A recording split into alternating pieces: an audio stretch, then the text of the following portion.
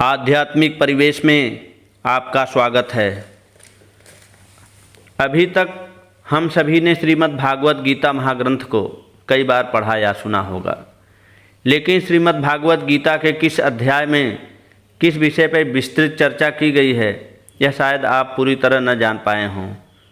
श्रीमद् भागवत गीता कुल 18 अध्यायों में समाहित है और हर अध्याय में किसी न किसी विषय पर विस्तृत रूप से व्याख्या की गई है।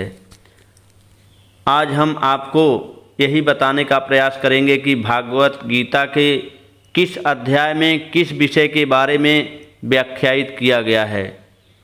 तो आइए एक एक अध्याय के विषय में यह जानने का प्रयास करते हैं। अध्याय 1 धृतराष्ट्र के एक प्रश्न से शुरू होता है, जिसमें धृतराष्ट्र संजय से पूछते हैं, हे संजय, धर्मभूमि कुरुक्षेत्र में युद्ध की इच्छा से एकत्र हुए मेरे और पांडु के पुत्रों ने क्या किया। संजय ने बताया कि राजा दुर्योधन ने दोनों सेनाओं की व्यूह रचना और दोनों सेनाओं के रथियों शूरवीरों के विषय में आचार्य द्रोण को बताते हैं और कहते हैं कि हे आचार्य, आप सभी लोग भीष्म पितामह की सुरक्षा में युद्ध करें और उनकी सुरक्षा करें। फिर पितामह भीष्म ने गरज कर अपना शंख बजाया। भीष्म पितामह के शंख बजाने के बाद दोनों तरफ से शंख, नगाड़े, मृदंग और नरसिंहे आदि बज उठे। भगवान श्री कृष्ण ने अपना पांचजन्य नामक शंख बजाया। अर्जुन ने देवदत्त नामक शंख बजाया।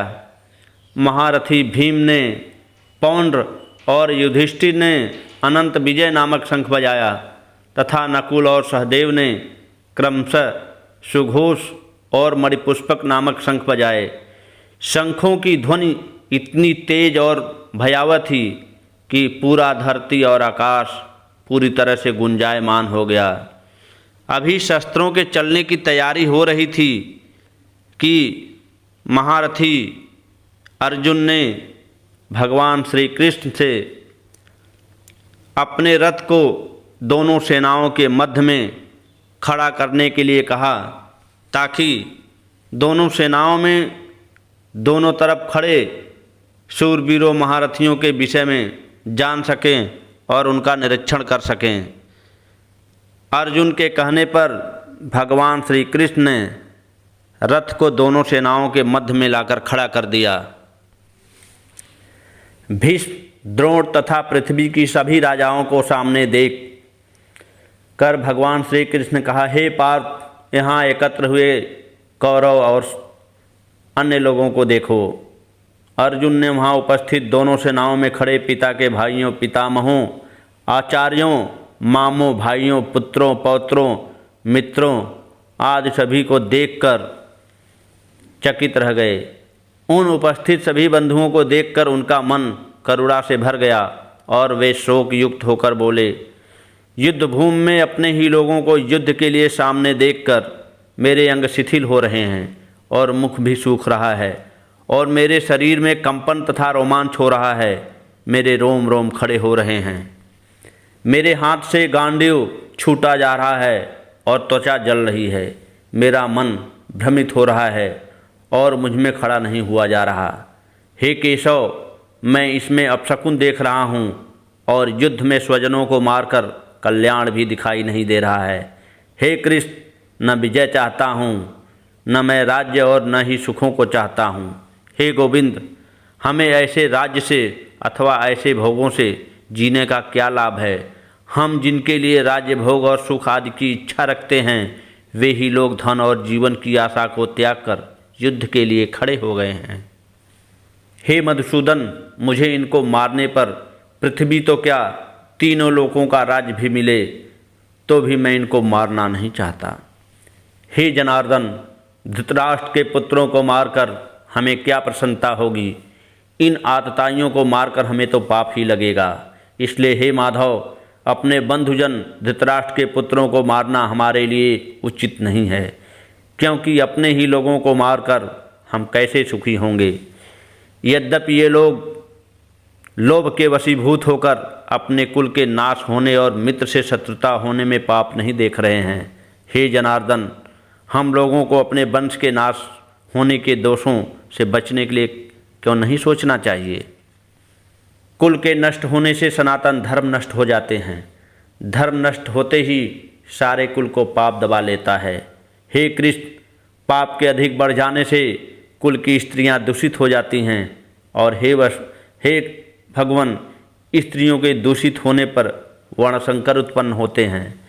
वर्णशंकर कुल घातियों के कारण कुल नरक में चला जाता है और पिंड जलदान की क्रिया से वंचित इनके पितर भी नरक में ही गिर जाते हैं। इन वर्णशंकर और कुल घातियों के पैदा होने से सदा से चलते आए कुल धर्म और जाति धर्म नष्ट हो जाते हैं। हे जनार्दन, हमने सुना है कि जिनके कुल का धर्म नष्ट हो जाता है उनका अनिश्चित काल तक नरक में वास होता है। बड़े शोक की बात है कि हम राज्य और सुख के लालच में बड़ा भारी पाप करने का निश्चय कर बैठे हैं और अपने ही कुटुंब का नाश करने के लिए तैयार हो गए हैं। यदि धृतराष्ट्र के पुत्र मुझ शस्त्र रहित और सामना न करने वाले को युद्ध में मार भी देते हैं तो यह मेरे लिए हितकारी ही होगा। संजय बोले। ऐसा कहकर शोक से बेचैन होकर अर्जुन अपने धनुष बाण को त्याग कर युद्धभूमि में रथ के मध्य बैठ जाते हैं। इस प्रकार हम देखते हैं कि अध्याय प्रथम में दोनों सेनाओं का युद्ध में पहुंचना, आमने सामने खड़ा होना, धृतराष्ट्र का संजय से पूछना, दुर्योधन का दोनों सेनाओं के महारथियों रथियों अन्य योद्धाओं के विषय में विस्तार से बताना, अर्जुन का रथ दोनों सेनाओं के मध्य में ले जाकर खड़ा कराना, उनको देखकर उनका मन व्यथित होना और व्यथित होकर चिंतित होकर उनका रथ के मध्य बैठ जाना, इतना पूरे एक अध्याय में समाहित है। अब हम सभी यह जानने का प्रयास करेंगे कि अध्याय 2 में किस विषय पर विस्तार से चर्चा की गई है। श्रीमद् भागवत गीता के अध्याय 2 से भगवान श्री कृष्ण का उपदेश शुरू होता है और वास्तव में यहीं से श्रीमद् भागवत गीता की वास्तव में शुरुआत होती है। करुणा व शोक से व्याकुल और सजल नेत्रों वाले अर्जुन से भगवान श्री कृष्ण ने इस प्रकार कहा, हे अर्जुन, इस संकट काल में यह मोह तुम्हें कैसे उत्पन्न हो गया? यह आचरण आर्य पुरुषों को शोभा नहीं देता, क्योंकि इससे न तो स्वर्ग मिलने वाला है और न ही यश। हे पार्थ, कायर मत बनो, यह तुम्हारे लिए उचित नहीं है। हृदय की इस तुच्छ दुर्बलता को त्याग कर युद्ध के लिए खड़े हो जाओ। श्री भगवान बोले, तू उनके लिए शोक करता है जो शोक करने योग्य नहीं हैं और ज्ञानी जैसे वचन बोलता है, किंतु पंडित जन मरे हुए और जीवित दोनों के लिए शोक नहीं करते।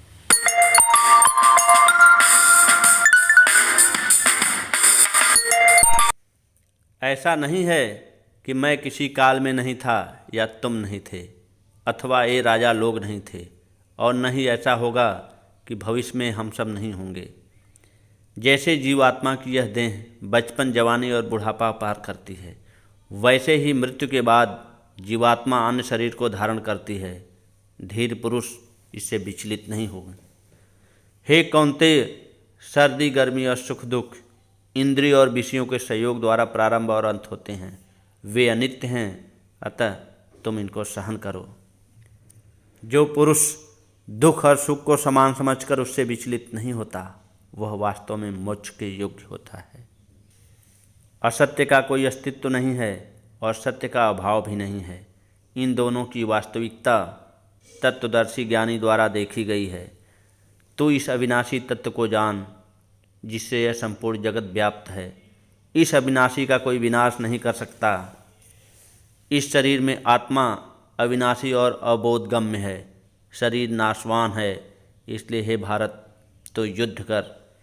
जो इस आत्मा को मारने वाला समझता है और जो इसे मरा मानता है, वे दोनों नहीं जानते कि ये आत्मा न तो मरती है और न ही मारी जाती है। आत्मा न तो कभी जन्म लेती है और न कभी मरती है, न ही यह उत्पन्न होकर पुनः नष्ट होने वाली है। यह अजन्मा, नित्य, शाश्वत और पुरातन है। शरीर के मर जाने पर भी यह आत्मा नहीं मरती। जो पुरुष आत्मा को अविनाशी, अजन्मा और अव्यय स्वरूप जानता है वह कैसे किसी को मार सकता है और कैसे किसी को मरवाएगा। जिस प्रकार मनुष्य फटे पुराने वस्त्रों को त्याग कर नए वस्त्र धारण करता है, उसी प्रकार आत्मा पुराने शरीर को त्याग कर नए शरीर को धारण करती है।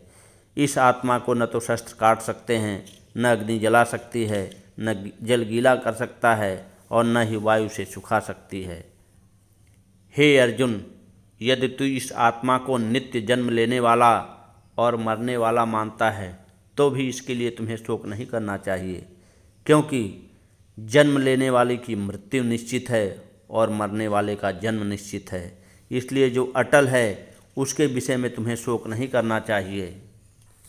हे अर्जुन, सुख दुख, लाभ हानि और जय पराजय में संभाव रहकर युद्ध के लिए तैयार हो जा, फिर तुम्हें पाप नहीं लगेगा।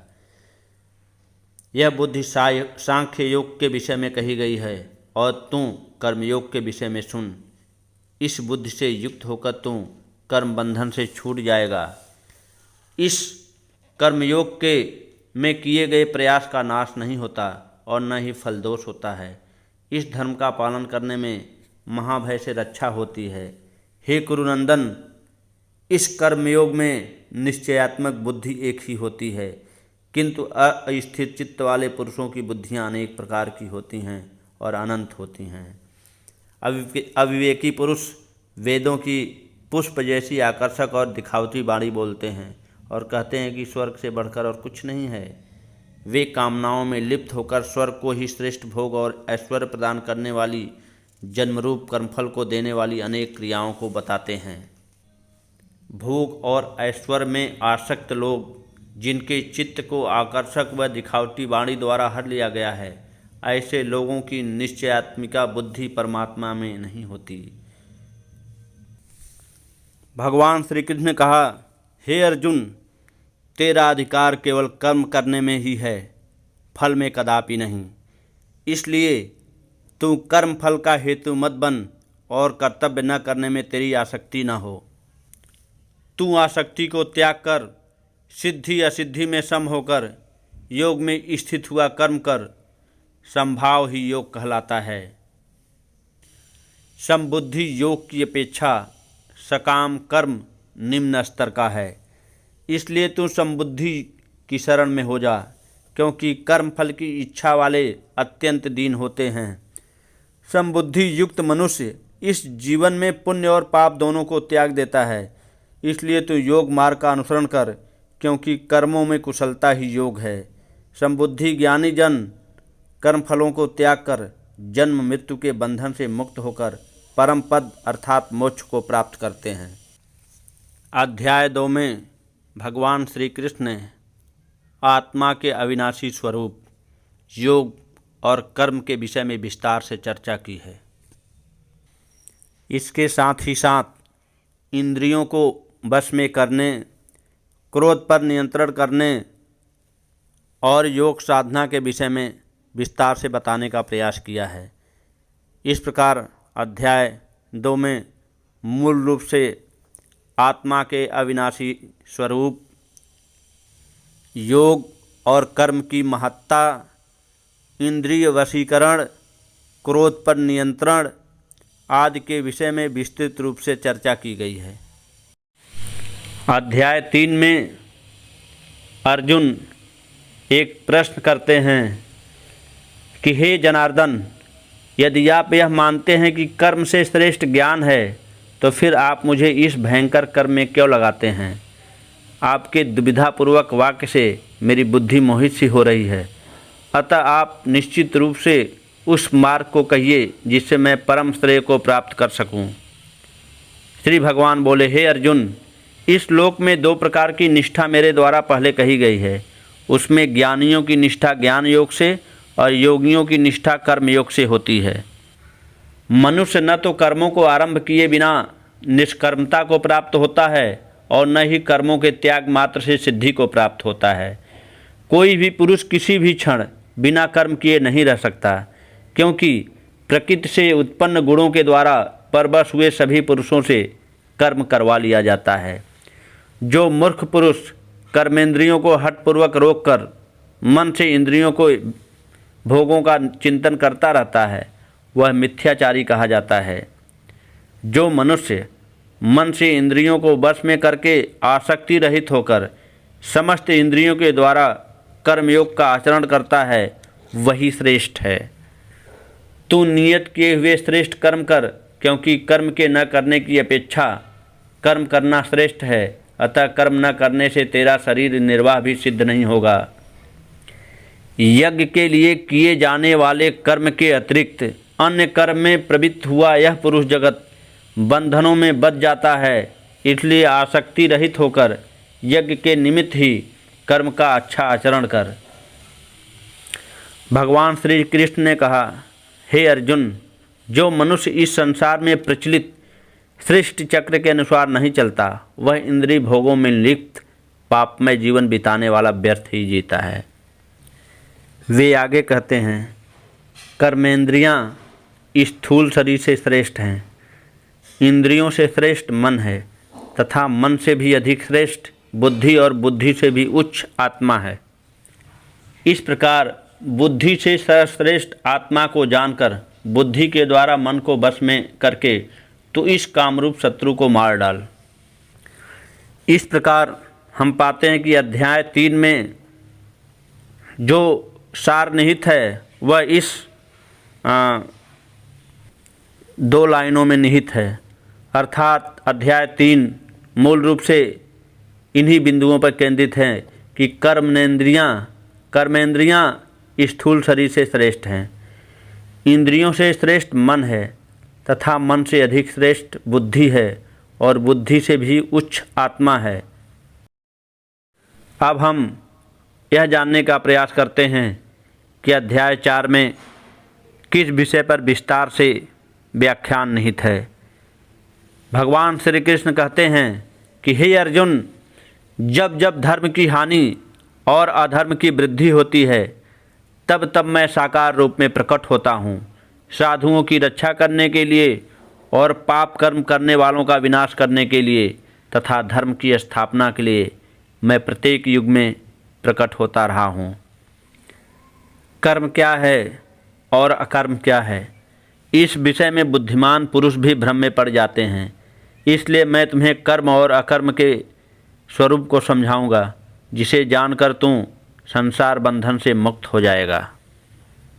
कर्म और विकर्म क्या हैं तथा अकर्म क्या हैं, यह जानना चाहिए, क्योंकि कर्म का प्रभाव बहुत गहरा है। जो मनुष्य कर्म में अकर्म देखता है और अकर्म में कर्म देखता है वह मनुष्यों में सबसे बुद्धिमान है, योगी है और संपूर्ण कर्मों को करने वाला है। जिसके सारे कर्मों का आरंभ संकल्प और कामना से रहित है तथा जिसके संपूर्ण कर्म ज्ञान रूपी अग्नि के से तप गए हैं उसको ज्ञानी जन पंडित कहते हैं। जो कर्म फल में लगाव का त्याग करके उस पर निर्भर न रहकर सदा तृप्त है वह कर्मों में अच्छी तरह से लगा हुआ भी वास्तव में उन कर्मों का कर्ता नहीं माना जाता। जिसने मन और बुद्धि को वश में कर लिया है तथा सब प्रकार के भोगों का त्याग कर दिया है, ऐसा पुरुष शारीरिक कर्म करते हुए भी पाप को प्राप्त नहीं होता। जिस मनुष्य को जो कुछ मिल जाए उसमें भी संतुष्ट रहता हो, जो ईर्ष्या और द्वंद्वों से मुक्त रहकर सफलता और असफलता में संभाव रहे, वह कर्म करते हुए भी उसमें नहीं बचता। जिस पुरुष के मन से लगाव सदा मिट गया है और वह मुक्त है, जिसका चित्त ज्ञान में स्थित है, यज्ञ के लिए इस प्रकार का कर्म करने वाले पुरुष के समस्त कर्म विलय हो जाते हैं। हे अर्जुन, जिस प्रकार प्रज्वलित अग्नि सब प्रकार के ईंधनों को भस्म कर देती है, उसी प्रकार ज्ञान रूपी अग्नि सभी कर्मों को भस्म कर देती है। इस संसार में ज्ञान के समान पवित्र करने वाला कोई दूसरा साधन नहीं है। जो योग से में भली भांति निपुण हो गया है वह उस तत्व ज्ञान को स्वयं ही अपने आप में पा लेता है। श्रद्धावान, तत्पर और जिस पुरुष ने अपनी इंद्रियों को वश में कर लिया हो वह पुरुष ही ज्ञान प्राप्त करता है। ज्ञान प्राप्त करके वह शीघ्र ही परम शांति को प्राप्त कर लेता है। अज्ञानी, श्रद्धाहीन और संशय युक्त मनुष्य नष्ट हो जाते हैं। ऐसे संशयी पुरुषों के लिए न तो यह लोक है, न परलोक और न ही सुख है। जिसने योग द्वारा कर्मों को त्याग दिया हो, ज्ञान द्वारा जिसके संशय नष्ट हो गए हों, ऐसे आत्मान पुरुष को कर्म नहीं बांधते। इसलिए हे भारत, तू अपने हृदय में अज्ञान से उत्पन्न संशय का ज्ञान रूपी तलवार से छेदन करके कर्मयोग में स्थित होकर युद्ध के लिए तैयार हो जाओ। अध्याय 4 का मूल में जाएं तो हम यही पाते हैं कि इस संसार में ज्ञान के समान पवित्र करने वाला कोई दूसरा साधन नहीं है। जो योग में भली भांति निपुण हो गया है वह उस तत्व ज्ञान को स्वयं ही अपने आप में पा लेता है। श्रद्धावान, तत्पर और जिस पुरुष ने अपनी इंद्रियां वश में कर ली हों वह पुरुष ही ज्ञान प्राप्त करता है। ज्ञान प्राप्त करके वह शीघ्र ही परम शांति को प्राप्त होता है। अज्ञानी, श्रद्धाहीन, संशय युक्त मनुष्य नष्ट हो जाते हैं। ऐसे संशयी पुरुषों के लिए न तो यह लोक है और न ही परलोक है और न ही सुख है। जिसने योग द्वारा कर्मों को त्याग दिया हो, ज्ञान द्वारा जिसके संशय नष्ट हो गए हों, ऐसे आत्मान पुरुष को कर्म कभी बांधते नहीं हैं। अब हम यह जानने का प्रयास करेंगे कि श्रीमद् भागवत गीता के अध्याय 5 में किस विषय पर विस्तार से व्याख्या की गई है। अध्याय 5 अर्जुन के एक प्रश्न से शुरू होता है, जब वह कहते हैं कि हे कृष्ण, कभी आप कर्मों को त्यागने की बात कहते हैं तो कभी कर्मयोग की प्रशंसा करते हैं। अतः इन दोनों में जो निश्चित रूप से कल्याणकारी हो उसको मुझे बताइए। श्री भगवान बोले, संन्यास और कर्मयोग दोनों ही कल्याण करने वाले हैं, परंतु इन दोनों में कर्मयोग संन्यास से श्रेष्ठ है।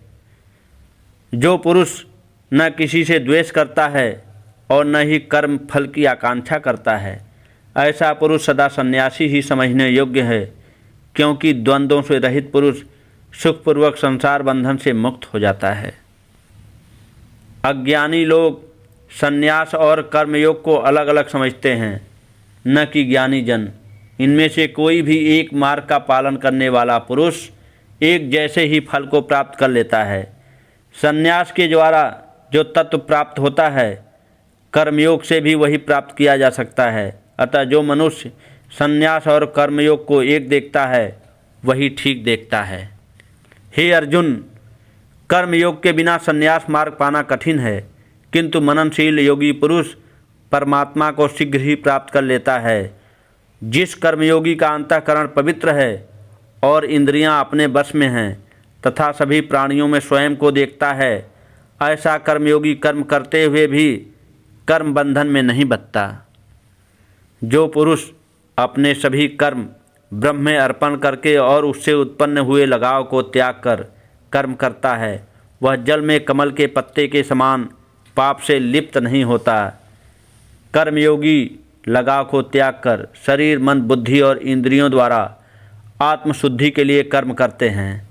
कर्मयोगी पुरुष कर्मफल का त्याग करके परम शांति को प्राप्त होता है और कर्मफल में लगाव रखने वाला पुरुष कामना में बदता हुआ चला जाता है। जब संयमी पुरुष मन से सब कर्मों का त्याग कर देता है, तब नवद्वार वाली इस शरीर रूपी नगरी में सुख से रहते हुए भी न कर्म करता है और न ही करवाता है। जिन्होंने अपने विवेक के द्वारा उस अज्ञानता का नाश कर दिया है, उनका वह ज्ञान सूर्य की तरह परम तत्व परमात्मा को प्रकाशित कर देता है। जिनकी बुद्धि परमात्मा में डूबी हुई है, जिनका मन ब्रह्म में विलीन है और स्वयं अथवा परमात्मा तत्व में स्थित है, ऐसे साधक ज्ञान के द्वारा पाप रहित होकर परम गति को प्राप्त होते हैं, अर्थात उनका पुनर्जन्म नहीं होता। इंद्रिय तथा उसके विषय के संयोग से जो उत्पन्न होने वाले भोग हैं वही दुख का कारण हैं और वे आदि अंत वाले हैं, इसलिए बुद्धिमान पुरुष उनमें लिप्त नहीं होता। जो मनुष्य शरीर त्यागने से पूर्व काम और क्रोध से उत्पन्न वेग को सहन करने में समर्थ है, वह पुरुष योगी और सुखी है। जो मनुष्य अंतरात्मा में सुख का अनुभव करता है, अपनी आत्मा में ही आराम करता है तथा परमात्मा का ज्ञान वाला है, वह योगी ब्रह्मरूप बनकर परम मोक्ष को प्राप्त होता है।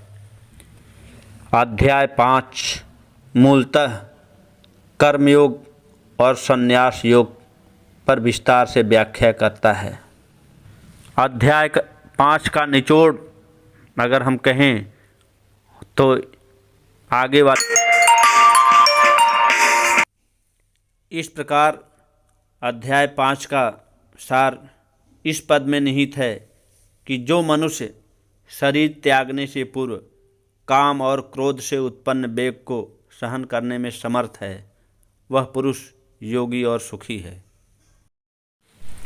अब हम अध्याय 6 के विषय में जानने का प्रयास करेंगे कि इस अध्याय में मूल रूप से किस विषय पर व्याख्या की गई है। अध्याय 6 जिसमें भगवान श्री कृष्ण कहते हैं कि हे अर्जुन, जिसको लोग संन्यास कहते हैं तुम उसको योग समझो, क्योंकि संकल्पों का त्याग किए बिना कोई भी मनुष्य योगी नहीं बन सकता। कर्मफल की लालसा न लेकर जो अपना कर्तव्य कर्म करता है वह सन्यासी तथा योगी है। केवल अग्नि द्वारा अथवा क्रियाओं का त्याग करने वाला सन्यासी या योगी नहीं होता। योग का आरंभ करने वाले साधक के लिए कर्म करना ही मार्ग है। योगारूढ़ हो जाने पर उसी योगी के लिए अपने संकल्पों को त्यागना ही कल्याणकारी मार्ग कहा गया है। जब साधक न तो इंद्रिय विषयों में और न कर्मों में लगाव रखता है तथा सभी संकल्पों को त्याग देता है, तब वह योगारूढ़ कहा जाता है। जिसने इंद्रियों को अपने वश में कर लिया है वह पुरुष अपना ही मित्र है, परंतु जो मन द्वारा अपनी इंद्रियों और शरीर को अपने वश में करने में असमर्थ है वह पुरुष स्वयं ही अपना शत्रु के समान है। जो मन को जीतने वाला पुरुष सर्दी गर्मी सुख दुख तथा मान अपमान में शांत रहता है, ऐसे जितात्मा पुरुष में परमात्मा आत्म रूप से विद्यमान होते हैं। जिसका अंतःकरण ज्ञान तथा आत्म अनुभूति से तृप्त है, जिसने इंद्रियों को अपने वश में कर स्थिरता प्राप्त कर ली है तथा वह मिट्टी के ढेले पत्थर और सोने में समान भाव रखता है, ऐसा योगी योगारूढ़ कहा जाता है। जो पुरुष शुभ चिंतक मित्र बैरी पक्षपात रहित मध्यस्थ धर्मात्मा और पापी पुरुषों में भी समान भाव रखता है वह श्रेष्ठ है। योगी पुरुष को अपने शरीर और मन को नियंत्रित कर एकांत स्थान पर अकेले रहते हुए कामना और संग्रह भाव से मुक्त होकर निरंतर मन को परमात्मा में लगाए रखना चाहिए। इस प्रकार संयमित मन का योगी मन को स्थिर करने का सदा प्रयास करता हुआ उसमें स्थिर परम मोक्ष को प्राप्त करता है। दुखों से मुक्ति दिलाने वाला यह योग तो उन्हीं को सिद्ध होता है जो आवश्यकता अनुसार आहार विहार करने वाले, कर्मों में यथा योग्य तथा यथा योग्य सोने और जागने वाले होते हैं। जब पूर्ण रूप से अपने बस में किया हुआ साधक का चित्त आत्मा में स्थित हो जाता है, तब अनेक कामनाओं से मुक्त होने वाला साधक योगायुक्त कहलाता है। जिस प्रकार स्थिर वायु वाले स्थान में रखे दीपक की लौ स्थिर होती है, उसी प्रकार योग का अभ्यास करते हुए योगी का चित्त भी परमात्मा के ध्यान में स्थिर हो जाता है। जब योग के अभ्यास से चंचल चित्त शांत हो जाता है, तब आत्मा स्वयं ज्योति स्वरूप में आत्मा को देखकर आत्मा में ही संतुष्ट हो जाती है। इस अनंत सुख जो इंद्रियों द्वारा अनुभव से परे है तथा शुद्ध बुद्धि द्वारा ग्रहण करने योग्य है, उसमें स्थिर होकर वह ध्यान योगी फिर कभी तत्व में विलीन नहीं होता। जिसका मन शांत है, जो पाप रहित है और जिसका रजोगुण शांत हो चुका है, ऐसे ब्रह्मरूप योगी को उत्तम सुख प्राप्त होता है। इस प्रकार अपने मन को सदा परमात्मा में लगाता हुआ पाप रहित योगी सुखपूर्वक ब्रह्म स्पर्श का परम सुख प्राप्त करता है। भगवान श्री कृष्ण कहते हैं कि क्योंकि तपस्वियों से, ज्ञानियों से और कर्मियों से भी श्रेष्ठ योगी है, ऐसा मेरा मत है। इसलिए हे अर्जुन, तू योगी बन। अध्याय 6 में मूल रूप से योग और योगी के लक्षण तथा योग को सर्वोत्तम स्थान प्रदान करने पर मूल रूप से जोर दिया गया है। अब हम अध्याय 7 के विषय में जानने का प्रयास करेंगे कि अध्याय 7 में किस विषय पर विस्तार से व्याख्या की गई है। भगवान श्री कृष्ण कहते हैं, हजारों मनुष्यों में कोई एक मनुष्य वास्तविक सिद्धि के लिए प्रयत्न करता है और उन प्रयत्न करने वाले सिद्ध पुरुषों में कोई एक ही पुरुष मुझे तत्व से जानता है। पृथ्वी, जल, अग्नि, वायु और आकाश तथा मन, बुद्धि और अहंकार, यह 8 प्रकार से विभक्त हुई मेरी प्रकृति है। हे महाबाहो, इस जड़युक्त प्रकृति से उत्पन्न मेरी जीव रूपी चेतन प्रकृति को जान, जिसके द्वारा यह जगत धारण किया जाता है। जड़ और चेतन, इन दोनों प्रकृतियों के सहयोग से ही समस्त प्राणी उत्पन्न होते हैं। ऐसा तुम समझो, मैं ही संपूर्ण जगत की उत्पत्ति और प्रलय का मूल हेतु हूँ। भगवान श्री कृष्ण आगे कहते हैं कि जिन पुण्यकर्मी पुरुषों के पाप नष्ट हो गए हैं, वे मानसिक द्वंद्वों के मोह से मुक्त होकर निष्ठापूर्वक मुझे ही भजते हैं। जो मेरे शरणागत होकर बुढ़ापा और मरण से मुक्ति पाने के लिए प्रयत्न करते हैं, वे उस ब्रह्म को, आध्यात्म को और संपूर्ण कर्म को जान जाते हैं। जो मनुष्य अधिभूत, अधिदैव तथा अधियज्ञ के सहित मुझ परमेश्वर को जानते हैं, वे युक्त चित्त वाले पुरुष अंतकाल में मुझे ही प्राप्त होते हैं। हजारों मनुष्यों में कोई एक मनुष्य वास्तविक सिद्धि के लिए प्रयत्न करता है और उन प्रयत्न करने वाले सिद्ध पुरुषों में कोई एक ही पुरुष मुझे तत्व से जानता है। अध्याय 7 का पूरा सार इसी पद में निहित है।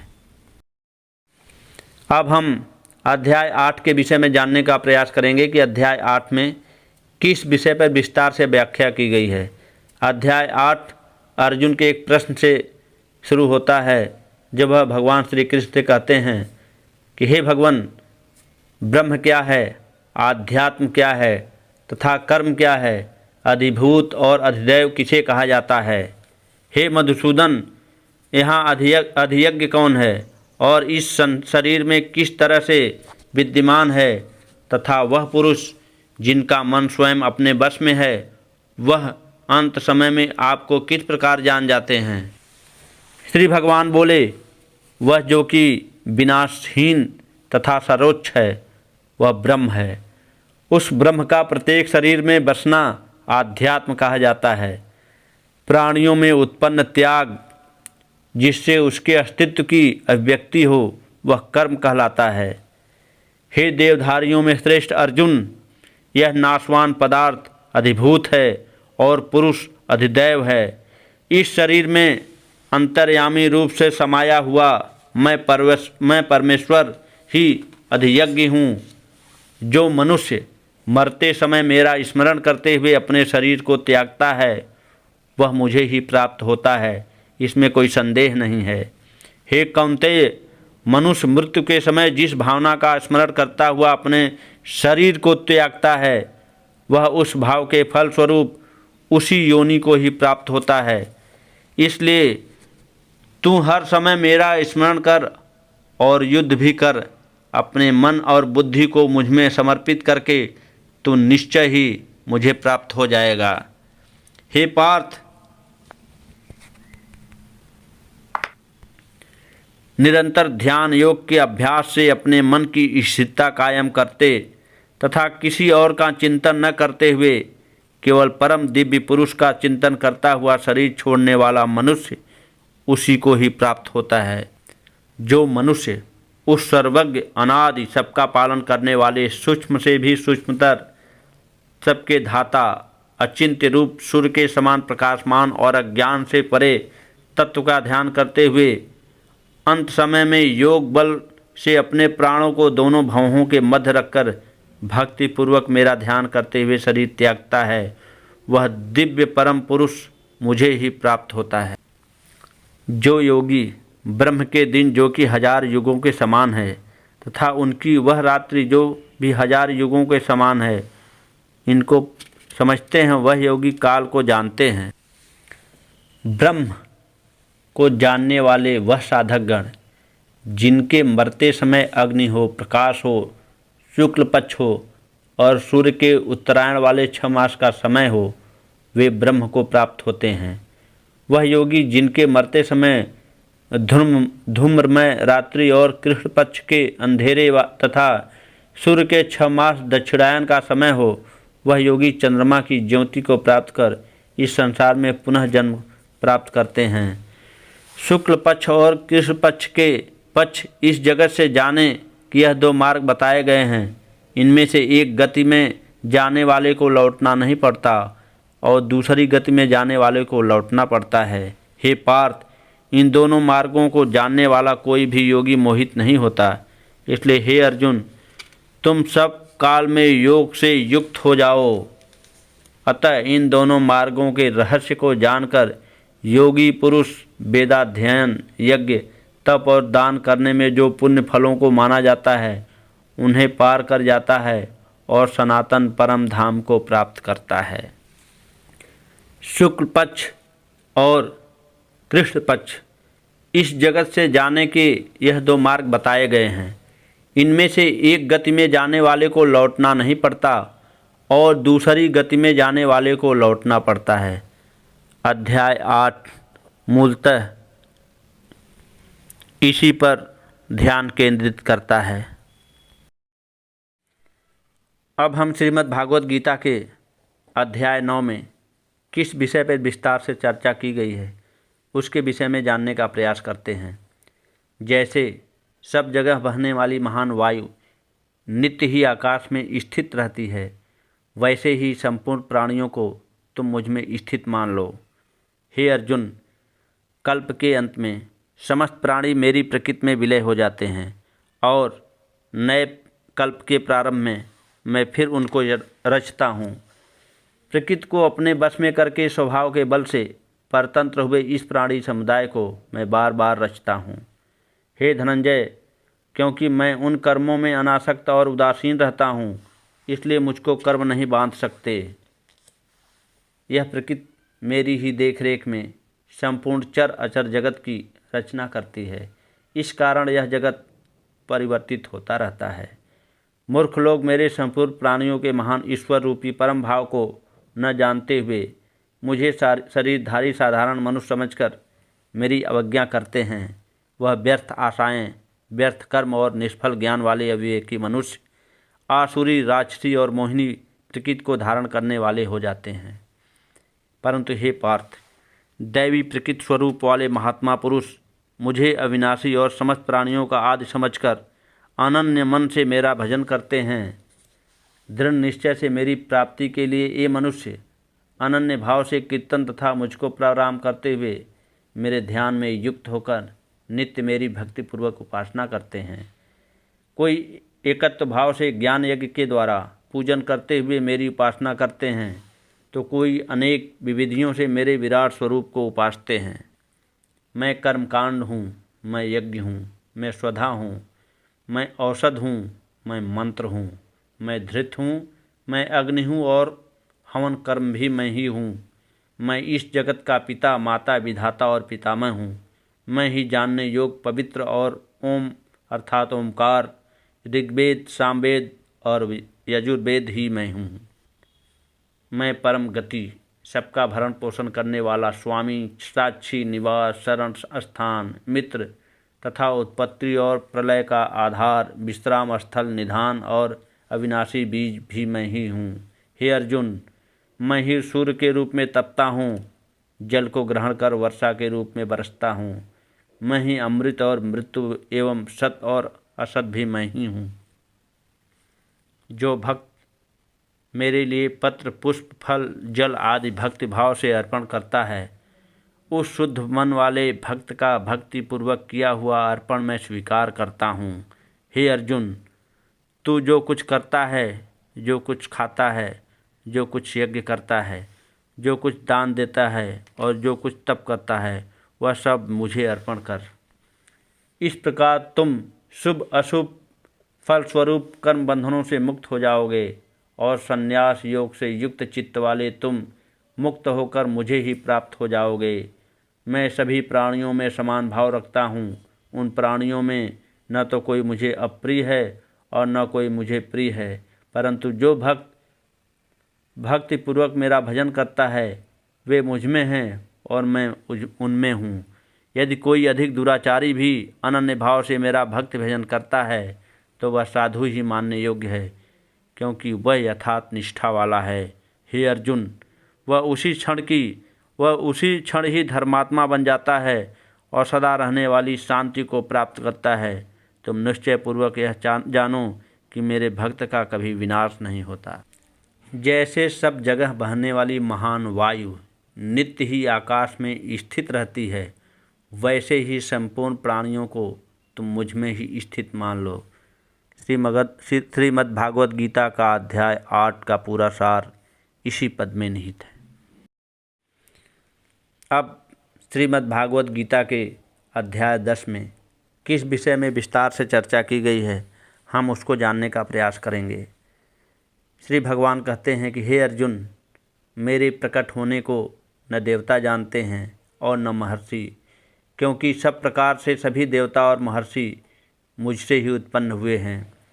जो मुझे अजन्मा, अनादि और संपूर्ण लोकों का महान ईश्वर जानता है, वह मनुष्यों में ज्ञानी है और संपूर्ण पापों से मुक्त हो जाता है।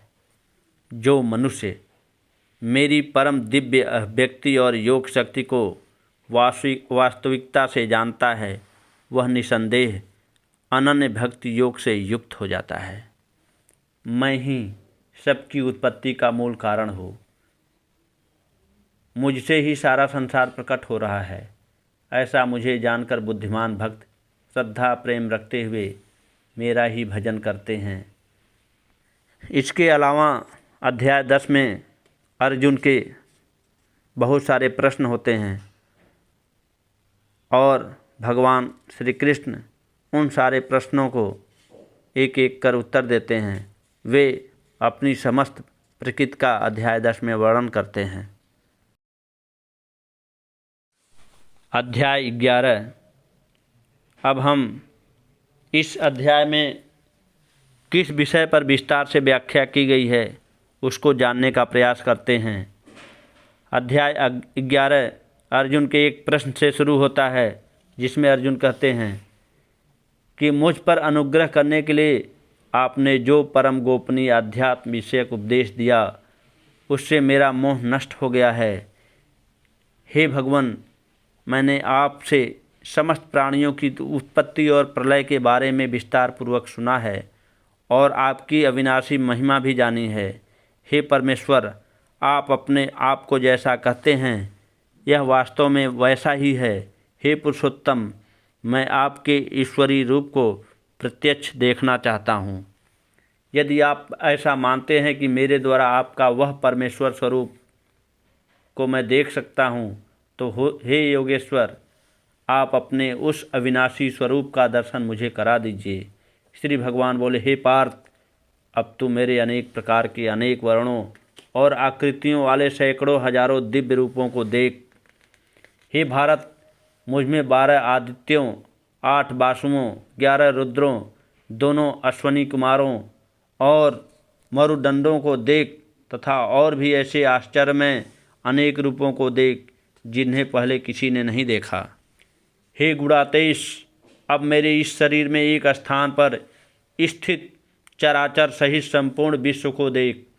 इसके अलावा और जो कुछ भी तू देखना चाहता है वह भी देख, किंतु तू अपने इन नेत्रों से मेरे विराट रूप को नहीं देख पाएगा।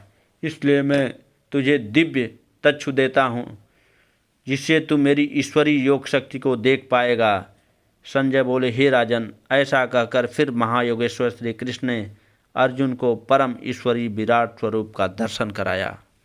वह दिव्य रूप जो अनेक मुख और नेत्रों से युक्त, अनेक अद्भुत दर्शनों वाले, बहुत से दिव्य आभूषणों से युक्त और बहुत से दिव्य शस्त्रों को हाथों से उठाए हुए, दिव्य माला और वस्त्रों को धारण किए हुए, दिव्य गंध का लेपन किए हुए, समस्त प्रकार के आश्चर्यों से युक्त, अनंत रूप से चारों तरफ मुख वाले ऐसे विराट स्वरूप को अर्जुन ने देखा। यदि आकाश में हजारों सूर्य एक साथ उदय हो जाए तो उन सबसे उत्पन्न हुए प्रकाश मिलकर भी शायद ही उस विराट परमात्मा के प्रकाश के समान हों। अध्याय 11 में भगवान श्री कृष्ण के विराट रूप को देखकर अर्जुन उस रूप में समाहित तमाम आश्चर्यों को देखते हुए उसका वर्णन करते हैं। अर्जुन कहते हैं, हे भगवान, आप इस संपूर्ण जगत के पिता, पूजनीय और सर्वश्रेष्ठ गुरु हैं। हे अनंत प्रभाव वाले भगवान, तीनों लोकों में आपके समान कोई भी नहीं है, तो फिर आपसे अधिक श्रेष्ठ कोई कैसे होगा। इसलिए साष्टांग दंडवत करके हे परम पूजनीय, आपको मैं प्रणाम करते हुए आपसे क्षमा याचना करता हूँ। जैसे पिता पुत्र के, मित्र मित्र के और पति पत्नी के अपराध को क्षमा कर देता है, वैसे ही हे देव, आप मेरे अपराधों को क्षमा करें। मैंने आपका ऐसा रूप पहले कभी नहीं देखा, किंतु इस अद्भुत रूप को देखकर मैं हर्षित हो रहा हूँ और भय से मेरा मन अत्यंत व्याकुल हो रहा है। अतः आप मुझे अपने उसी चतुर्भुज विष्णु रूप को दिखाइए। हे देवेश, हे जगन निवास, कृपा कीजिए। मैं आपको उसी रूप में मुकुटधारी, गदाधारी और हाथ में चक्र लिए हुए देखना चाहता हूँ। हे विश्वमूर्ति, हे सहस्त्रबाहो, आप उस चतुर्भुज रूप में फिर से प्रकट हों। श्री भगवान बोले, हे अर्जुन, तुमसे प्रसन्न होकर अपनी योग शक्ति के प्रभाव से मैंने अपना परम तेजोमय और अनंत विराट रूप तुझे दिखाया है, जिसको तुम्हारे सिवाय पहले किसी ने नहीं देखा। हे कुरु प्रवीर, मनुष्य लोक में तुम्हारे अतिरिक्त मेरे इस विश्व रूप को न वेदों के पढ़ने से, न यज्ञों के अनुष्ठान से, न दान से, न उग्र तपों आदि से देखा जा सकता है। इस प्रकार मेरे भयंकर रूप को देखकर तू व्याकुल और मूढ़ भाव न हो। अब निडर और प्रसन्नचित्त होकर तू पुनः मेरे उसी चतुर्भुज रूप के देख। संजय बोले, वासुदेव ने अपने अर्जुन से ऐसा कहकर फिर उसी प्रकार अपना चतुर्भुज रूप दिखाया। महात्मा श्री कृष्ण ने पुनः सुंदर रूप दिखाकर भयभीत अर्जुन को सांत्वना दी। अर्जुन बोले, हे जनार्दन, मैं आपके इस सौम्य मनुष्य रूप को देखकर इस समय शांत चित्त होकर स्वाभाविक स्थिति को प्राप्त हो गया हूँ। श्री भगवान बोले, मेरा यह रूप जो तुमने देखा है, उसके दर्शन अत्यंत ही दुर्लभ हैं। देवता भी इस रूप को देखने के लिए नित्य लालायित रहते हैं। जैसा कि तुमने मुझे देखा है, वैसा न तो वेदों से, न तप से, न दान से, न यज्ञ पूजा से ही देखा जा सकता है। हे परम तप अर्जुन, अनन्य भक्ति के द्वारा ही मेरे तत्व को जाना, देखा और एकात्म भाव से प्राप्त किया जा सकता है। इस प्रकार अध्याय 11 में भगवान श्री कृष्ण ने अपने विराट रूप का दर्शन कराया। अध्याय 11 में उसी विराट रूप के बारे में व्याख्यायित किया गया है। अब हम श्रीमद् भागवत गीता के अध्याय 12 के विषय में जानने का प्रयास करेंगे कि इस अध्याय में किस विषय पर व्याख्यायित किया गया है। अध्याय 12 अर्जुन के एक प्रश्न से शुरू होता है, जब वे कहते हैं कि हे भगवान, जो भक्तजन आप में निरंतर लगे रहकर आप सगुण भगवान की उपासना करते हैं और जो अविनाशी निराकार को भजते हैं, उन दोनों में से उत्तम निपुण योगी कौन है। श्री भगवान बोले, जो भक्त मुझ में मन को एकाग्र करके नित्य निरंतर परम श्रद्धा भाव से मेरी उपासना करते हैं, वे मेरे मत से सर्वश्रेष्ठ योगी हैं। परंतु वह भक्त जो इंद्रियों को वश में करके उस सदा एकरस स्थिर अवर्णनीय अविनाशी निराकार अव्यक्त सर्वव्यापी अचल ब्रह्म की उपासना करते हैं, वे सब प्राणियों के हित में कार्यरत और सब में संबुद्धि वाले मनुष्य भी मुझे ही प्राप्त होते हैं। निराकार रूप में आसक्त चित्त वाले उन साधकों को अधिक कष्ट होता है, क्योंकि देवधारियों के लिए निराकार की गति कठिनता से प्राप्त होती है। परंतु जो भक्त मुझ में परायण होकर सब कर्मों को मुझे अर्पण करके अनन्य योग से मेरा ही चिंतन करते हुए मेरी उपासना करते हैं, हे पार्थ, उन स्थिर चित्त वाले भक्तों का मैं मृत्यु रूपी भवसागर से शीघ्र ही उद्धार करने वाला होता हूँ। तू अपने मन और बुद्धि को मुझ में ही लगा, तू मुझ में ही निवास करेगा, इसमें कोई संदेह नहीं है। हे अर्जुन, अभ्यास से श्रेष्ठ ज्ञान है, ज्ञान से श्रेष्ठ ध्यान है, ध्यान से भी श्रेष्ठ कर्मफल का त्याग है, क्योंकि त्याग से तत्काल ही परम शांति मिलती है। जो सभी प्राणियों के प्रति द्वेष भाव रहित है, सबका मित्र तथा करुणावान है, जो ममता और अहंकार से रहित है और सुख दुख में समभाव और क्षमावान है, जो योगी मन, इंद्रियों तथा शरीर को वश में किए हुए दृढ़ निश्चयी और सदा संतुष्ट है तथा अपने मन और बुद्धि को मुझ में अर्पण किए हुए है, ऐसा मेरा भक्त मुझे प्रिय है। इस संसार में जिससे कोई जीव या व्यक्ति उत्तेजित नहीं होता और स्वयं भी किसी जीव से उत्तेजित नहीं होता तथा जो हर्ष, ईर्ष्या, भय और चिंता से मुक्त है, वह भक्त मुझे प्रिय है। जो अपेक्षा रहित, बाहर और भीतर से पवित्र, कुशल व अनासक्त, दुखों से रहित और सभी कर्मफलों का त्यागी है, वह भक्त मुझे प्रिय है। जो न कभी हर्षित होता है, न द्वेष करता है, न सुख करता है, न कामना करता है और शुभ अशुभ कर्मों का त्यागी है, वह भक्त मुझे प्रिय है। अभ्यास से श्रेष्ठ ज्ञान है, ज्ञान से श्रेष्ठ ध्यान है, ध्यान से भी श्रेष्ठ कर्मफल का त्याग है, क्योंकि त्याग से तत्काल ही परम शांति मिलती है। श्रीमद् भागवत गीता का अध्याय 12 मूल रूप से इसी पर विशेष ध्यान देता है। अब हम श्रीमद् भागवत गीता के अध्याय 13 के विषय में जानने का प्रयास करेंगे कि इस अध्याय में किस विषय पर विस्तार से व्याख्या की गई है। कोई मनुष्य परमात्मा को हृदय में ध्यान योग द्वारा, कुछ साधक सांख्य योग द्वारा और कई कर्मयोग के द्वारा स्वयं में अनुभव करते हैं। कुछ अन्य लोग जो स्वयं नहीं जानते परंतु वे दूसरों से सुनकर ही उपासना करते हैं, ऐसे सुनकर साधना में डूबे लोग भी निसंदेह मृत्यु को पार कर जाते हैं।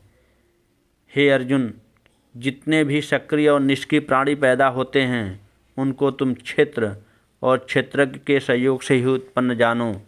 जो पुरुष नष्ट होते हुए सभी प्राणियों में परमात्मा को नाश रहित और संभाव से स्थित देखता है, वह वास्तव में सही देखता है। जो मनुष्य सभी जगह ईश्वर को संभाव में स्थित देखता है, वह स्वयं को नष्ट नहीं करता और परम गति को प्राप्त करता है। जो मनुष्य सभी कर्मों को प्रकृति द्वारा किया हुआ देखता है तथा आत्मा को कर्ता के रूप में नहीं देखता, वही यथार्थ को देखता है। जब कोई पुरुष प्राणियों के अलग अलग भावों को एक आत्मा में स्थित देखता है तथा आत्मा से ही इसे विस्तारित हुआ जानता है, तब वह ब्रह्म को प्राप्त हो जाता है। हे अर्जुन, स्वयं अनादि और गुणों से रहित होने से यह अविनाशी और परमात्मा स्वरूप आत्मा शरीर में रहते हुए भी न कर्म करती है और न कर्मफल से प्रभावित होती है। जिस प्रकार सब जगह फैला आकाश सूक्ष्म होने के कारण कभी भी कहीं भी लिप्त नहीं होता, ठीक उसी प्रकार देह में सभी जगह स्थित आत्मा भी कहीं लिप्त नहीं होती। हे अर्जुन, जिस प्रकार एक ही सूर्य सारे संसार को प्रकाशित करता है, उसी प्रकार एक ही आत्मा संपूर्ण क्षेत्र शरीर को प्रकाशित करती है। इस प्रकार जो पुरुष ज्ञान दृष्टि से क्षेत्र अर्थात शरीर और क्षेत्रज्ञ अर्थात आत्मा के भेद को तथा कार्य कारण सहित प्रकृति को जानते हैं, वे परम ब्रह्म को प्राप्त होते हैं। श्रीमद् भागवत गीता का अध्याय 13 मूल रूप से इस पर निहित है कि जिस प्रकार एक ही सूर्य सारे संसार को प्रकाशित करता है, उसी प्रकार एक ही आत्मा संपूर्ण शरीर को प्रकाशित करती है। अब हम श्रीमद् भागवत गीता के अध्याय 14 के विषय में जानने का प्रयास करेंगे कि इस अध्याय पर किस विषय पर चर्चा हुई है। श्री भगवान बोले, समस्त ज्ञानों में उत्तम उस परम ज्ञान को मैं पुनः कहूँगा, जिसे जानकर सभी मुनिजन इस संसार से मुक्त होकर परम सिद्धि को प्राप्त हुए हैं। इस ज्ञान का आश्रय लेकर जो पुरुष मेरे स्वरूप को प्राप्त होते हैं, वे सृष्टि के आदि में जन्म नहीं लेते और प्रलय काल में व्याकुल भी नहीं होते। हे अर्जुन, समस्त योनियों में जितने शरीर उत्पन्न होते हैं उन सब की उत्पत्ति प्रकृति से है और मैं तो मात्र बीज की स्थापना करने वाला पिता हूँ। हे अर्जुन, प्रकृति से उत्पन्न होने वाले सत्व, रजस, तमस ये तीनों गुण अविनाशी आत्मा को इस शरीर में बांध देते हैं। हे अनग, इन तीनों गुणों से सद्गुण निर्मल होने के कारण प्रकाशमयी और बुराई रहित है। वह मनुष्य को आनंद और ज्ञान से आसक्त कर देता है। हे अर्जुन, रजोगुण को तुम राग रूप स्वरूप समझो, जिससे तृष्णा और आसक्ति उत्पन्न होती है। वही जीवात्मा को कर्मों की आसक्ति से बांधता है। तमोगुण को तुम अज्ञानता से उत्पन्न जान, वह समस्त जीवात्माओं को मोहित करने वाला है, जो प्रमाद, आलस्य और निद्रा से जीव को बांधता है। सद्गुण आनंद से आसक्त करता है, रजोगुण कर्म से बांधता है, किंतु तमोगुण ज्ञान को छुपाकर प्रमाद में लगाता है। रजोगुण और तमोगुण को दबाकर सद्गुण और तमोगुण को दबाकर रजोगुण तथा सद्गुण और रजोगुण को दबाकर तमोगुण बढ़ता है। जब इस देह के समस्त इंद्रिय रूपी द्वारों से ज्ञान रूपी प्रकाश उत्पन्न हो जाए, तब सद्गुण को बढ़ा हुआ जानना चाहिए। रजोगुण के बढ़ने पर लोभ, वासना, चंचलता, कार्य की प्रवृत्ति और अशांति पैदा होती है। तमोगुण के बढ़ने पर अंधकार, कर्म से विमुखता, आलस्य और प्रमाद, मोह पैदा होता है। जिस समय मनुष्य का सद्गुण बढ़ा हो, यदि उस समय उसकी मृत्यु हो जाए तो वह स्वर्गलोक को प्राप्त करता है। रजोगुण के बढ़ने पर मरने वाला प्राणी कर्म आसक्ति वाली मनुष्य योनि में जन्म लेता है तथा तमोगुण से बढ़ने पर मरने वाला मूढ़ योनि अर्थात कीट, पशु आदि में जन्म लेता है। श्रेष्ठ कर्म का फल सात्विक और निर्मल कहा गया है। रजस कर्म का फल दुख और तमस कर्म का फल अज्ञान कहा गया है। सद्गुण से ज्ञान उत्पन्न होता है, रजोगुण से लोभ तथा तमोगुण से प्रमाद, मोह और अज्ञान उत्पन्न होता है। सद्गुण में स्थित मनुष्य उच्च लोकों में जाते हैं, रजोगुण में स्थित मनुष्य मध्य में अर्थात मनुष्य लोक में जन्म लेते हैं और तमोगुण में स्थित मनुष्य निम्न योनि अर्थात कीट, पशु आदि को प्राप्त होते हैं। जब दृष्टा तीनों गुणों के अतिरिक्त किसी अन्य को कर्ता के रूप में नहीं देखता और इन तीनों गुणों से परे मेरे तत्व को जानता है, तब वह मेरे स्वरूप को प्राप्त हो जाता है। यह देही पुरुष जबकि शरीर की उत्पत्ति के कारण वाले इन तीन गुणों को पार कर जाता है, तो वह जन्म, मृत्यु, बुढ़ापा, दुखों से विमुक्त होकर मुझे प्राप्त कर अमर हो जाता है। जो संपूर्ण रूप से भक्ति योग के द्वारा मेरी उपासना करता है, वह शीघ्र ही तीनों गुणों को पार कर मुझ पर ब्रह्म को पाने का अधिकारी हो जाता है।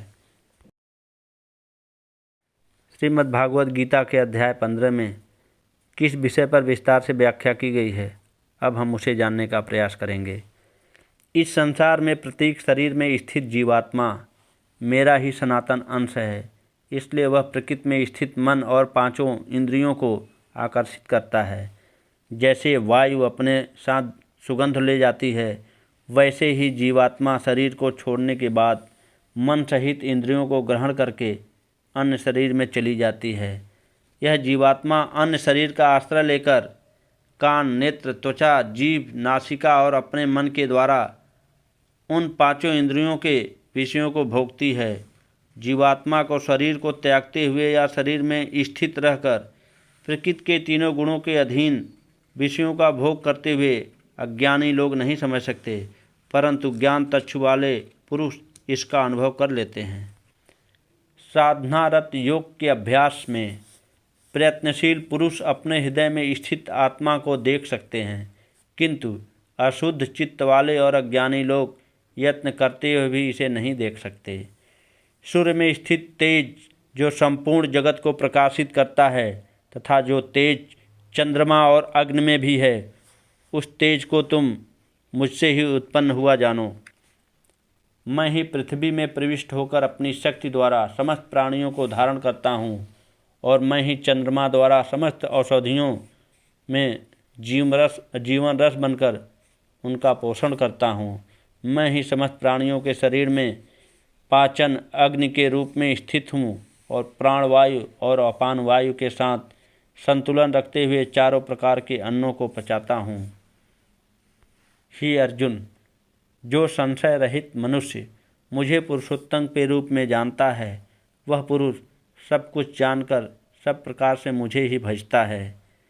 हे अर्जुन, इस प्रकार यह अत्यंत गोपनीय शास्त्र मेरे द्वारा कहा गया है। जो मनुष्य इसको इसी प्रकार जानता है, वह बुद्धिमान और कृतार्थ हो जाता है। अब हम श्रीमद् भागवत गीता के अध्याय 16 में किस विषय पर विस्तार से व्याख्या की गई है, उसे जानने का प्रयास करेंगे।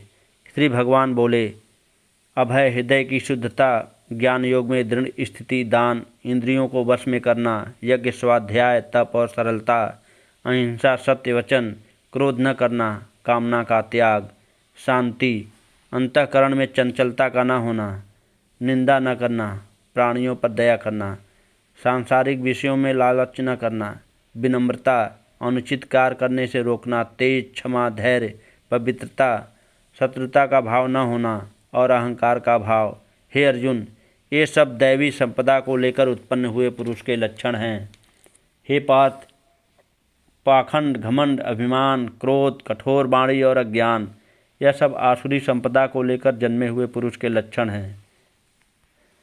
दैवी संपदा मोक्ष के लिए और आसुरी संपदा बंधन के लिए मानी गई है। तुम शोक मत करो, क्योंकि तुमने दैवी संपदा के साथ जन्म लिया है।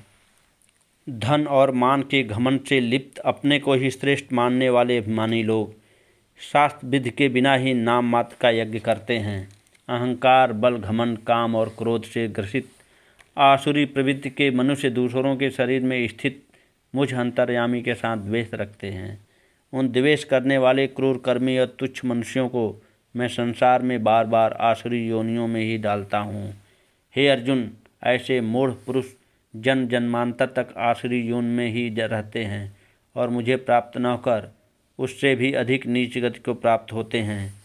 काम, क्रोध और लोभ ये 3 प्रकार के नरक के द्वार हैं जो जीवात्मा का पतन करने वाले हैं, इसलिए इन तीनों को त्याग देना चाहिए। नरक के इन तीनों द्वारों से मुक्त हुआ पुरुष अपने कल्याण का आचरण करता है और इस प्रकार परम गति को प्राप्त होता है। जो पुरुष शास्त्र विधि को त्याग कर अपनी इच्छानुसार कार्य करता है, वह न सिद्धि प्राप्त कर सकता है, न सुख और न परम गति को ही प्राप्त करता है। इसलिए इस व्यवस्था में कौन सा कर्तव्य करने योग्य है अथवा कौन सा छोड़ने योग्य है, यह जानने के लिए शास्त्र ही तेरे लिए एक प्रमाण है। यह जानकर तू शास्त्र विधि से अपने कर्म को कर। काम, क्रोध और लोभ ये 3 प्रकार के नरक के द्वार हैं जो जीवात्मा का पतन करने वाले हैं, इसलिए तुम इन तीनों को त्याग दो। श्रीमद् भागवत गीता का अध्याय 16 का संपूर्ण सार इसी में निहित है। श्रीमद् भागवत गीता के अध्याय 17 में किस विषय पर विस्तार से चर्चा की गई है, उसको हम जानने का प्रयास करेंगे। अध्याय 17 अर्जुन के एक प्रश्न से शुरू होता है, जब वो कहते हैं कि हे भगवान, जो मनुष्य शास्त्र विधि को त्याग कर केवल श्रद्धापूर्वक पूजन करते हैं, उनकी स्थिति कौन सी होती है, सात्विकी, राजसी अथवा तामसी?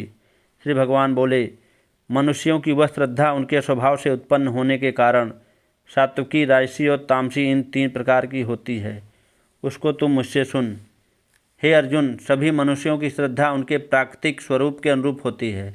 यह मनुष्य श्रद्धामय है, इसलिए जो जैसी श्रद्धा वाला है वैसा ही उसका स्वरूप है। सात्विक पुरुष देवताओं को पूजते हैं, राजसिक मनुष्य यक्ष और राक्षसों को तथा तामसी मनुष्य भूत प्रेत को पूजते हैं। जो मनुष्य शास्त्र विधि के विपरीत होकर घोर तप करते हैं तथा दंभ अहंकार से युक्त हैं और कामना, आसक्ति और बल के अभिमान से भी युक्त हैं, जो अज्ञानी मनुष्य शरीर में स्थित 5 भूतों को तथा अपने अंतःकरण में स्थित मुझ परमात्मा को कष्ट पहुँचाते हैं, उनको तुम आसुर स्वभाव वाला जान। सबका प्रिय भोजन भी अपनी अपनी प्रकृति के अनुसार 3 प्रकार का होता है। इसी प्रकार का यज्ञ, तप और दान भी 3 प्रकार के होते हैं। उनके इस भेद को तुम मुझसे सुन।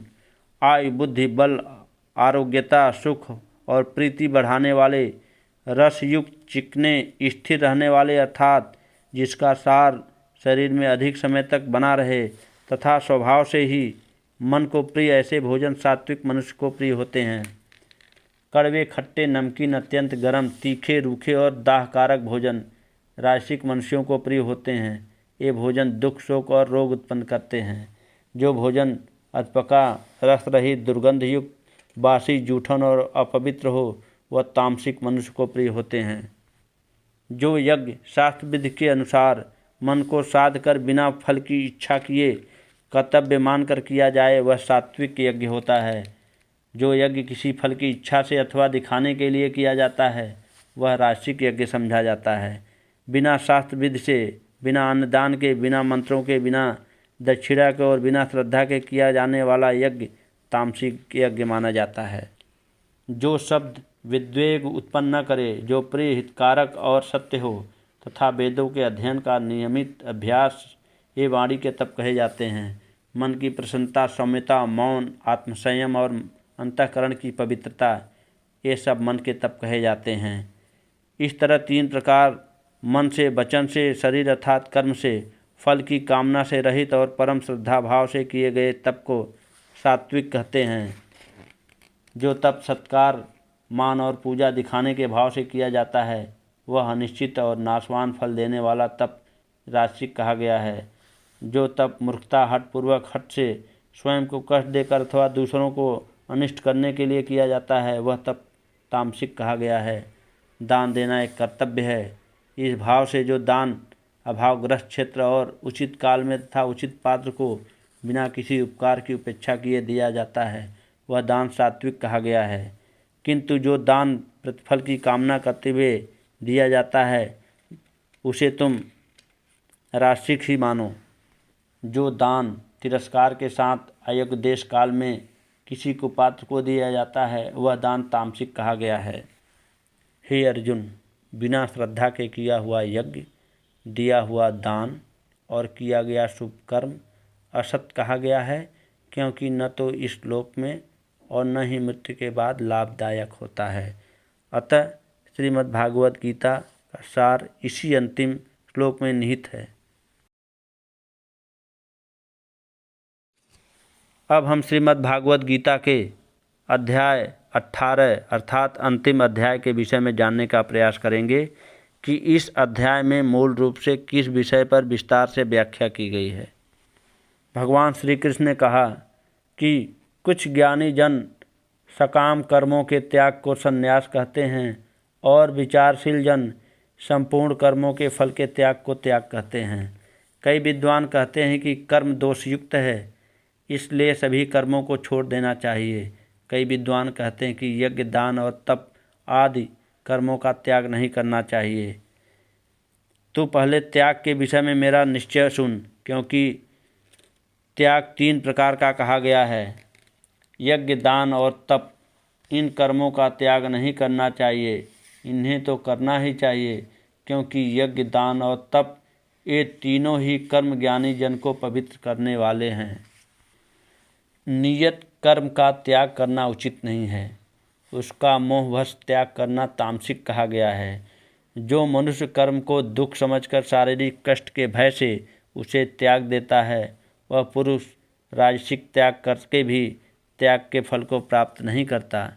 नियत कर्म करना ही कर्तव्य है, ऐसा समझकर जो कर्म आसक्ति और फल को त्याग करके किया जाता है वही सात्विक त्याग माना जाता है।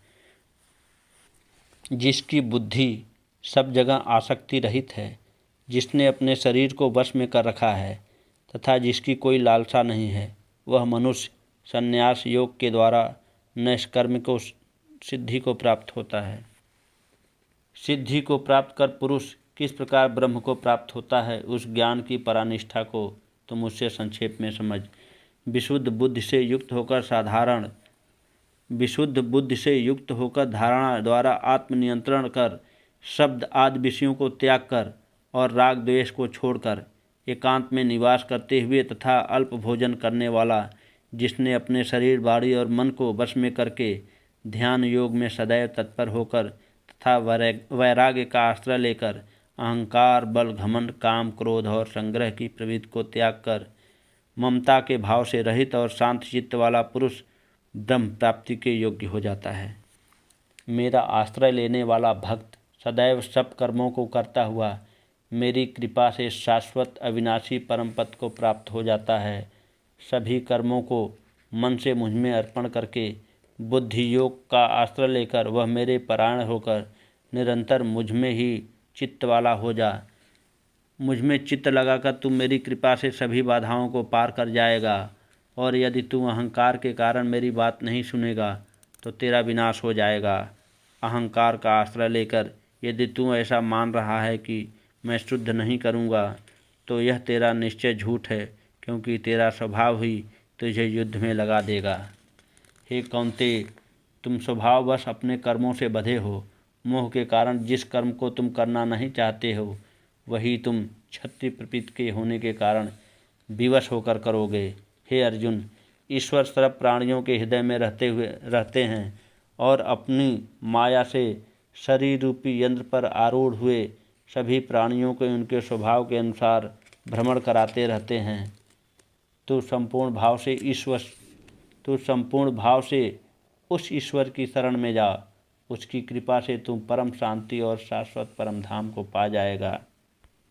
यह गूढ़ से गूढ़तम ज्ञान मैंने तुझसे कह दिया। अब इस ज्ञान पर तू अच्छी तरह से विचार करके जैसा चाहता है वैसा कर। तू अब सबसे अत्यंत गोपनीय और परम वचन को फिर मुझसे सुन, क्योंकि तू मुझे सबसे प्रिय है, इसलिए मैं तेरे हित की बात कहूँगा। अपना मन तो मुझ में स्थिर कर। तू मेरा भक्त हो जा।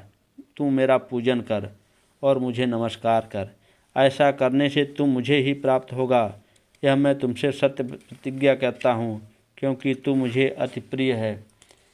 सब धर्मों को त्याग कर तू केवल एक मेरी शरण में आ जा।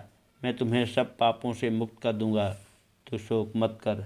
यह गोपनीय वचन न तो अतपस्वी को और न ही अभक्त को ही कहना।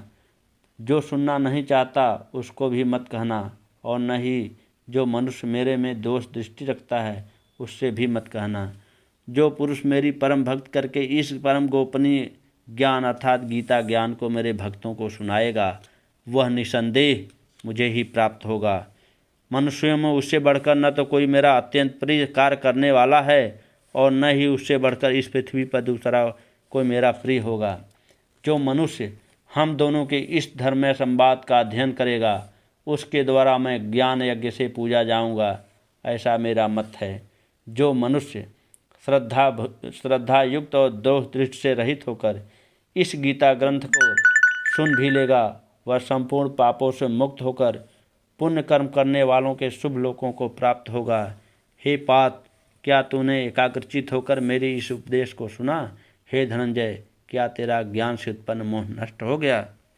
श्रीमद् भागवत गीता का 18वां अध्याय इस पर मूलतः जोर देता है कि जो पुरुष मेरी परम भक्त करके इस परम गोपनीय ज्ञान अर्थात गीता ज्ञान को मेरे भक्तों को सुनाएगा, वह निसंदेह मुझे ही प्राप्त होगा।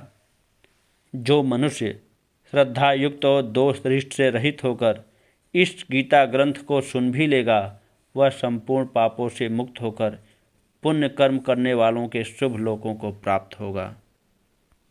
ओम श्री भगवते नमः। ओम श्री भगवते नमः। ओम श्री भगवते नमः। ओम श्री परमात्मने नमः। ओम श्री परमात्मने नमः। ओम श्री परमात्मने नमः। इस प्रकार आज हमने श्रीमद् भागवत गीता के अध्याय 1 से लेकर 18वें अध्याय तक में किन किन अध्याय में किन किन विषयों पर विस्तार से व्याख्यान दिया गया है, उसके विषय में आज हमने आपको बताने का प्रयास किया है।